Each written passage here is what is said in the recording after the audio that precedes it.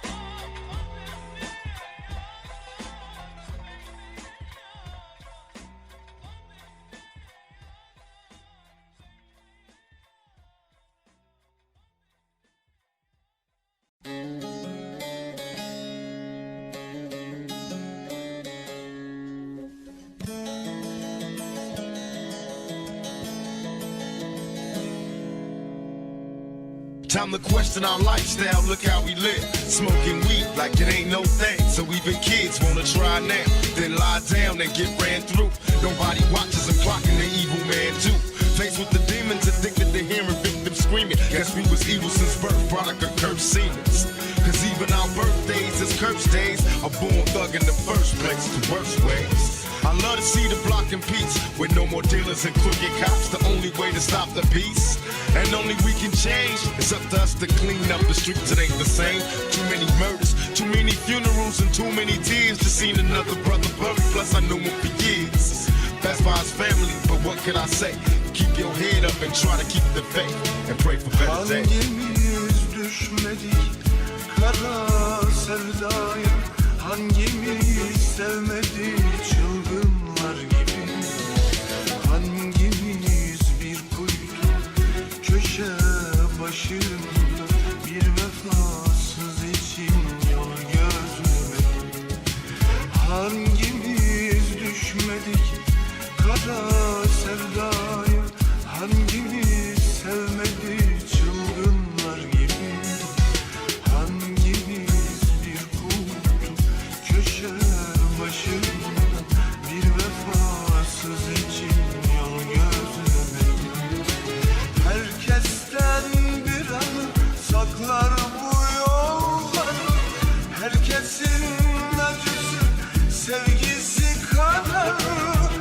Güzelmiş çirkinmiş ne fark eder ki, deli gibi sevmek ruhumuzda var, deli gibi sevmek ruhumuzda var. Thinking back as an adolescent, who would have guessed that in my future years I'd be stressing? Some say the ghetto's sick and corrupted.